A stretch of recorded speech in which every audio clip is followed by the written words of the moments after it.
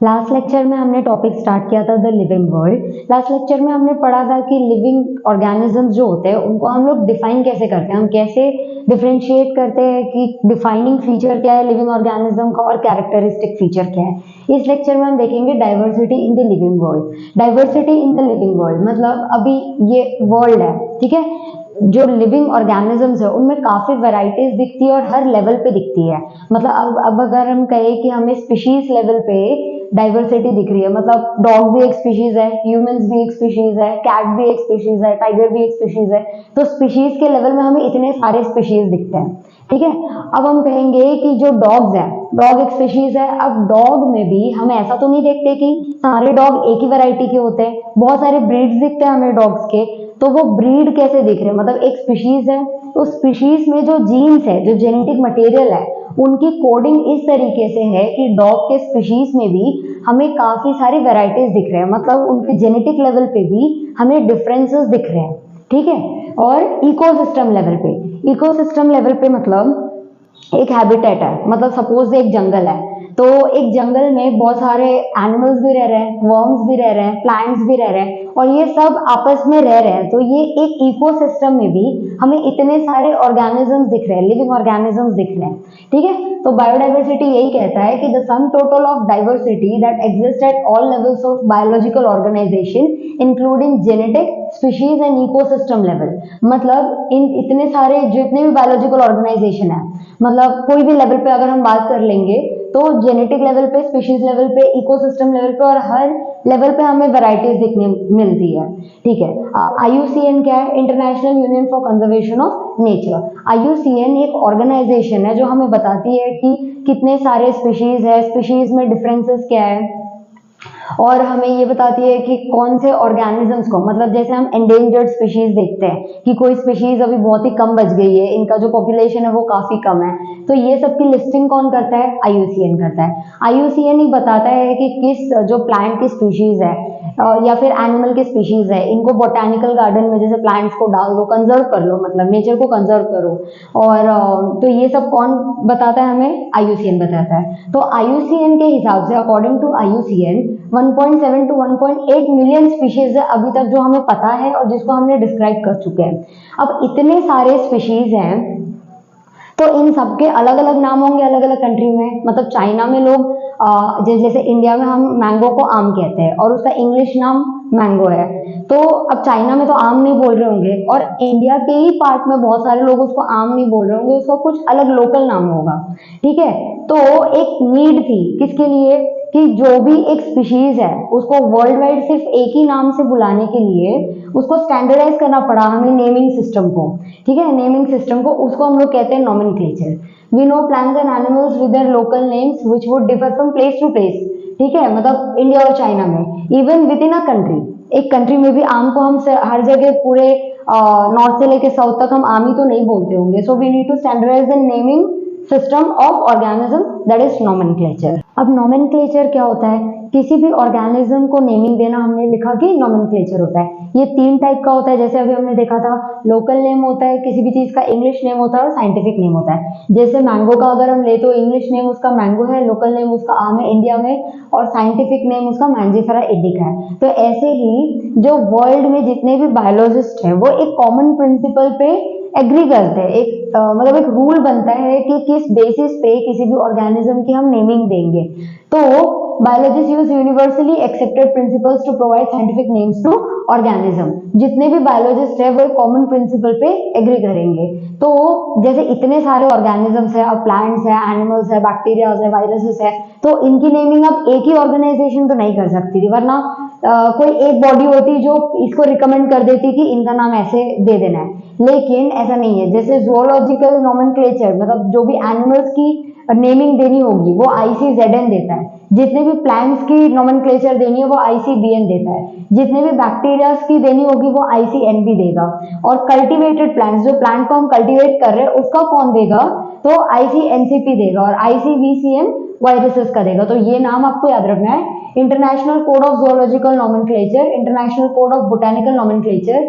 ICBN और ICNB में confuse नहीं होना है। ICBN जो है वो बोटानिकल नोमेनक्लेचर का है, प्लांट्स के ऊपर, और ICNB जो है वो नोमेनक्लेचर ऑफ बैक्टीरिया है, international code of nomenclature for cultivated plants, international code of virus classification and nomenclature, ICVCN देता है। तो जो भी नोमेनक्लेचर किसी स्पीशीज को मिल रही है, किसी ऑर्गेनिज्म को मिल रही है, किसी ऑर्गेनिज्म को, नॉट जस्ट स्पीशीज, तो किसी भी ऑर्गेनिज्म को अगर उसका नाम मिल रहा है तो वो कौन दे रहा है, ये सारे ऑर्गेनाइजेशन को काम दिया गया है कि कोई भी अगर न्यू प्लांट और न्यू प्लांट या न्यू एनिमल्स ऐसे डिस्कवर हो रहे हैं तो फिर उनकी नेमिंग कौन करेंगे, ये करेंगे। ठीक है, अब नाम लिखने के तरीके क्या है, किस तरीके से नाम को लिखा जाएगा, नोमेनक्लेचर दिया जाएगा, वो देख लेते हैं। दो टाइप के नोमेनक्लेचर होते हैं, एक बाइनोमियल नोमेनक्लेचर और एक ट्राइनोमियल नोमेनक्लेचर।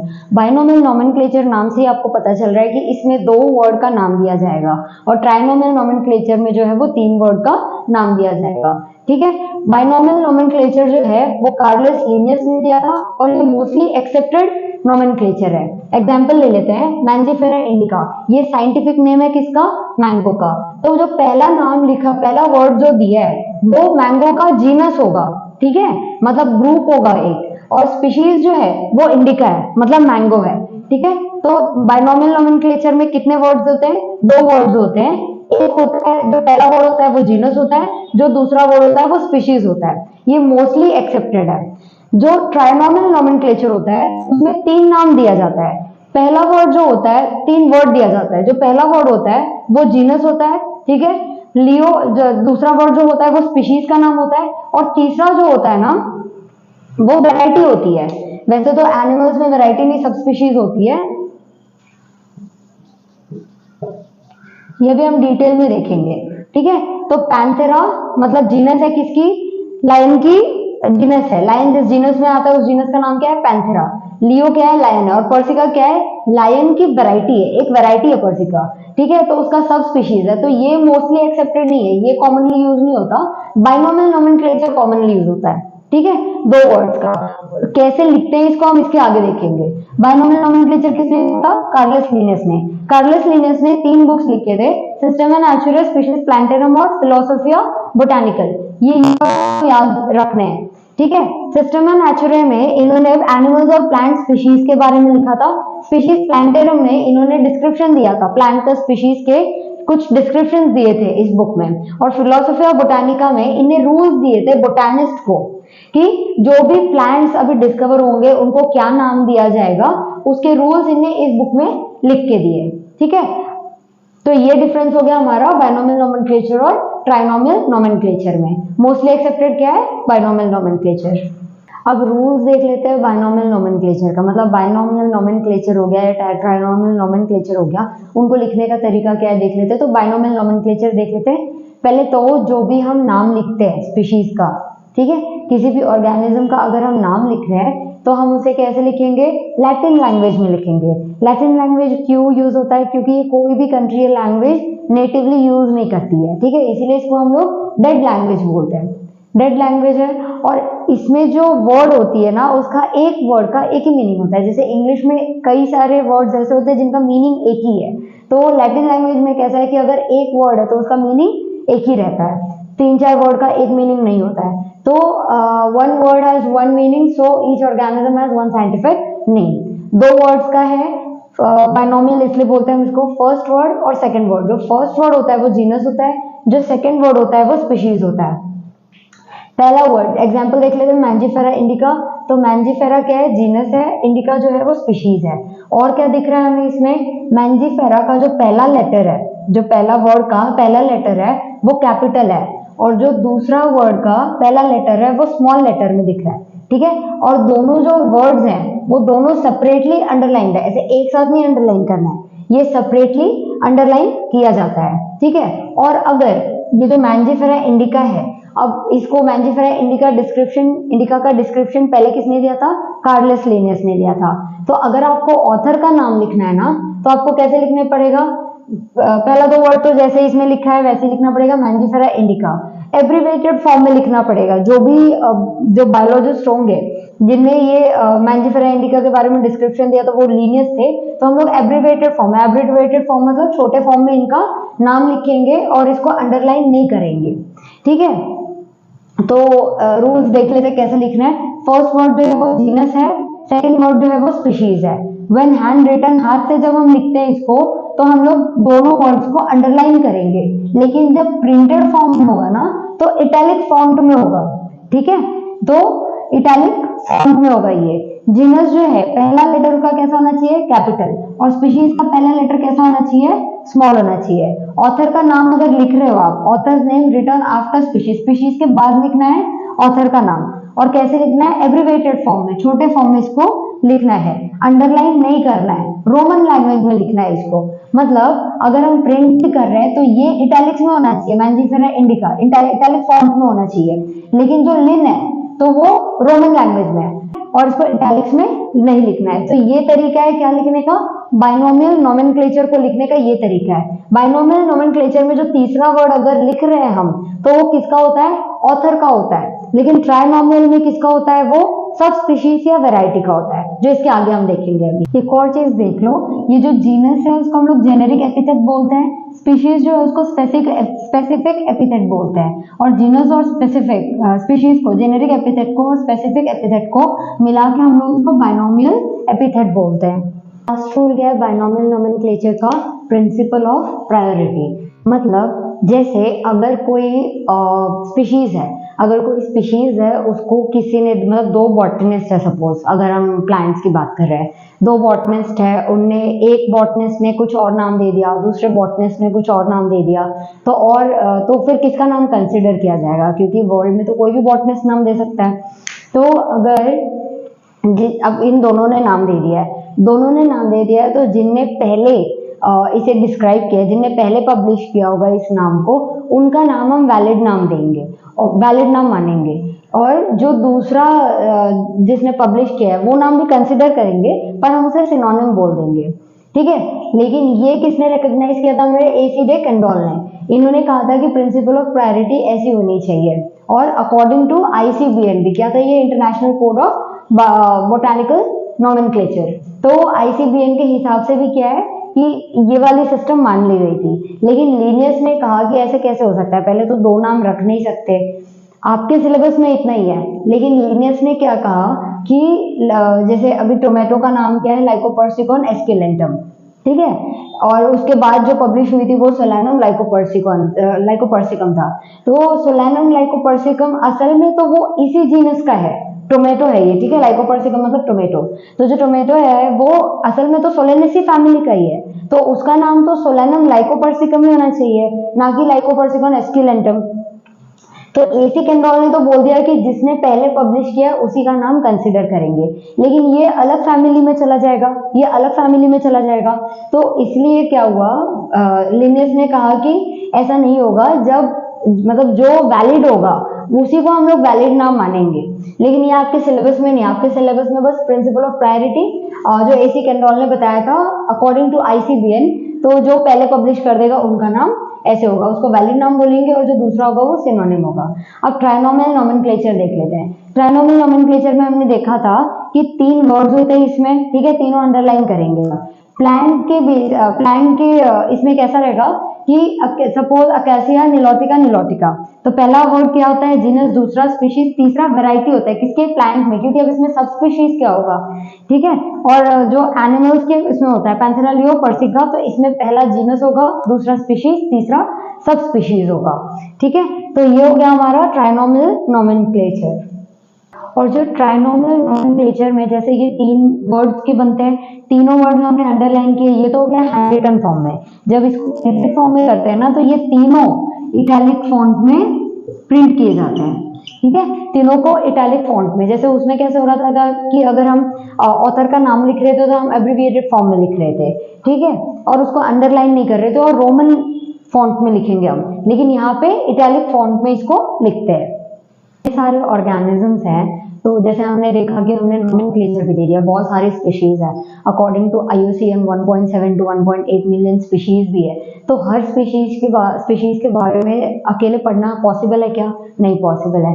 इसीलिए क्लासिफिकेशन इंपॉर्टेंट हो गया ऑर्गेनिजम्स का। तो grouping of organisms into convenient categories based on observable character, उसको हम लोग बोलते हैं क्लासिफिकेशन। ऑब्जर्वेबल कैरेक्टर जो हमें दिखता है वो हम लोग बोलते हैं फिनोटिपिक, और जो सेल्स के अंदर जो जीन्स है, जीन्स की कोडिंग है, उसको हम लोग बोलते हैं जीनोटिपिक। तो जो दिख रहा है उसको फिनोटिपिक बोलते हैं। तो फिनोटाइप मतलब देख के हमने क्लासिफाई किया। Science which deals with the rules and principles of classification, कैसे क्लासिफाई करना है उसको हम क्या कहते हैं? टैक्सोनॉमी। फादर ऑफ टैक्सोनॉमी कौन है? Carolus Linnaeus. ठीक है। और फादर ऑफ नोमेनक्लेचर भी कार्लस लिनियस है, क्योंकि नोमेनक्लेचर देना किसने सिखाया हमें? कार्लस लिनियस ने। उनके वो 3 बुक्स है। लेकिन father of taxonomy Carolus Linnaeus को बोल रहे हैं, इसका ये मतलब नहीं है कि टैक्सोनॉमी इन्होंने ही स्टार्ट किया। फादर ऑफ मॉडर्न टैक्सोनॉमी बोलते हैं हम कार्लस लिनियस को। ठीक है, father of modern taxonomy Carolus Linnaeus है। जैसे लिनियस के पहले भी एरिस्टोटल हो गए और बहुत सारे ऐसे बायोलॉजिस्ट थे जिन्होंने क्लासिफिकेशन सिखाया था, लेकिन जो लिनियस है इनने प्रॉपर मेथड सिखाया हमें कि क्लासिफिकेशन को कैसे करना है। मतलब पहले कैरेक्टर्स देखने हैं उसके बाद हमें उसे आइडेंटिफाई करना है, फिर उसको क्लासिफाई करना है, फिर नाम देना है। तो ये सारी चीजें सिखाने वाले कौन थे? हमारे कार्लस लिनियस। लेकिन टैक्सोनॉमी टर्म किसने दिया था? AC कैंडोल ने। टाइप्स ऑफ टैक्सोनॉमी देख लेते हैं। Classical taxonomy, modern taxonomy, systematic taxonomy. Classical taxonomy के पहले भी ऐसे नहीं, क्लासिफिकेशन अभी से ही है, जब ये सब स्टडीज भी नहीं थी तब भी ह्यूमंस जो है वो अपने यूजर्स के हिसाब से, इसके भी पहले जो है ह्यूमंस जो है अपने यूजर्स के हिसाब से जो ऑर्गेनिजम्स थे उनको क्लासिफाई कर लेते थे। जैसे क्लासिफाई कर लेंगे कि ये डोमेस्टिक एनिमल्स है, ये जो है वाइल्ड एनिमल्स है, इनको किस चीज के लिए यूज किया जाए, इनको किस चीज के लिए, तो अपने यूज के हिसाब से वो क्लासिफाई करते थे। उसके बाद आया classical taxonomy based on morphology, जो एरिस्टोटल ने किया था। उनने क्या किया था? प्लांट्स को जो है, प्लांट्स को उन्हें ट्री, श्रब्स, हर्ब्स इनमें क्लासिफाई कर दिया था। ये हम लोग जब बायोलॉजिकल क्लासिफिकेशन देखेंगे तब थोड़ा डिटेल में देखेंगे। लेकिन क्लासिकल टैक्सोनॉमी में क्या है? सिर्फ मॉर्फोलॉजी मतलब स्ट्रक्चर देख के सिर्फ क्लासिफाई कर देना, वो है क्लासिकल टैक्सोनॉमी। मॉडर्न टैक्सोनॉमी जो हमारे कार्लस लिनियस ने बताया था, इसीलिए उन्होंने फादर ऑफ मॉडर्न टैक्सोनॉमी एक तरीका बताया था क्लासिफाई कैसे करना है। लेकिन उनके क्लासिफिकेशन में ना जो 2 स्पीशीज है उनके बीच में जो लिंक है, जो इवोल्यूशन की बात है, वो उनके टैक्सोनॉमी में कंसिडर नहीं किया था। उन्होंने कहा कि जैसे प्लांट, जिस भी ऑर्गेनिजम्स के पास सेल वॉल है उनको हम लोग प्लांट्स बोल देंगे, जिनके पास सेल वॉल नहीं है उन्हें हम एनिमल्स बोल देंगे, भले ही वो फोटोसिंथेसिस कर रही हो या नहीं कर रही हो। जैसे यूग्लेना है, वो फोटोसिंथेसिस कर रही है, तब भी उन्होंने कहा कि ये एनिमल है क्योंकि उसके पास सेल वॉल नहीं था। ठीक है, तो ये प्रॉपर टैक्सोनॉमी नहीं थी, लेकिन इनिशियल के लिए ये मतलब काफी अच्छा वाला टैक्सोनॉमी था, इसीलिए father of taxonomy Carolus Linnaeus को बोलते हैं। मॉडर्न टैक्सोनॉमी में क्या है? मॉर्फोलॉजी देख रहे हैं, एक्सटर्नल और इंटरनल स्ट्रक्चर देख रहे हैं। इंटरनल स्ट्रक्चर उसको हम लोग एनाटॉमी बोलते हैं। ठीक है, सेल के स्ट्रक्चर देख रहे हैं। ऑन्टोजेनी मतलब डेवलपमेंट, अभी डेवलपमेंट देख रहे हैं। और इकोलॉजिकल इंफॉर्मेशन। ऑन्टोजेनी क्या है कि जैसे डेवलपमेंट, जैसे हम है वो डायरेक्ट ऑफस्प्रिंग दे रहे हैं। ठीक है, ह्यूमंस जो है कुछ एग लेइंग होते हैं, कैसे डेवलपमेंट होता है, कुछ लार्वल स्टेज के थ्रू जा रहे हैं। कुछ ऑर्गेनिजम्स तो ऐसे होते हैं जो सॉल्ट वाटर में रहते हैं, लेकिन वो जब फर्टिलाइजेशन करना है तो वो चले जाएंगे फ्रेश वाटर में। और कुछ जो ऑर्गेनिज्म फ्रेश वाटर में है वो चले जाएंगे हमारे सॉल्ट वाटर में, या हम एनिमल किंगडम में देखेंगे। तो जो ऑन्टोजेनी है वो डेवलपमेंट का पैटर्न के हिसाब से क्लासिफिकेशन किसमें था? मॉडर्न टैक्सोनॉमी में। इकोलॉजिकल इंफॉर्मेशन मतलब कौन प्रोड्यूसर है, मतलब कौन कंज्यूमर है। जैसे हर्बीवोरस एनिमल्स हो गए, हम मतलब प्लांट्स को खा रहे हैं और प्लांट्स जो है वो खाना प्रोड्यूस कर रहे हैं, तो इकोलॉजिकल इंफॉर्मेशन के हिसाब से ये सब क्लासिफिकेशन हुआ था। किसमें? मॉडर्न टैक्सोनॉमी में। सबसे अच्छा जो क्लासिफिकेशन था वो क्लासिफिकेशन सिस्टम था वो सिस्टमैटिक टैक्सोनॉमी था। सिस्टमैटिक टैक्सोनॉमी सिस्टमैटिक्स है, और जो सिस्टमैटिक वर्ड आया है वो सिस्टमा से आया है, जो कि लैटिन वर्ड है। इसका मतलब होता है systematic arrangement of organism. Systematic taxonomy में हमने फाइलोजेनी देखा, मतलब इवोल्यूशन को कंसिडर किया था। ठीक है, evolutionary relationship between the organism. Systematic क्या है? Branch which deals with the relationship between organism. मतलब सपोज अभी जैसे कोई ऑर्गेनिज्म है, सब डॉग का एग्जांपल ले लेते हैं, एक स्पीशीज है डॉग की। अब वो रह रही है मुंबई जैसे क्लाइमेट में, मुंबई जैसे क्लाइमेट में मतलब ह्यूमिडिटी होगी, तो ह्यूमिड क्लाइमेट में जो यहाँ पे डॉग होगा उसके ऊपर बहुत सारा फर होगा क्या? नहीं होगा। लेकिन अब वही जो डॉग है जो मुंबई में रह रहा है, अब वो माइग्रेट करके चला गया नॉर्थ साइड में, ठीक है, पोल्स के पास, मतलब सपोज चला गया वो, तो वहां पे तो बहुत बर्फ रहती है, तो अब वो ऑर्गेनिज्म के ऊपर सेम टाइप का फर रहेगा क्या जो मुंबई के क्लाइमेट में होगा? नहीं। उसके ऊपर फर कैसा आ जाएगा? बड़े बड़े फर आ जाएंगे उसको मतलब टेम्परेचर को मैनेज करने के लिए।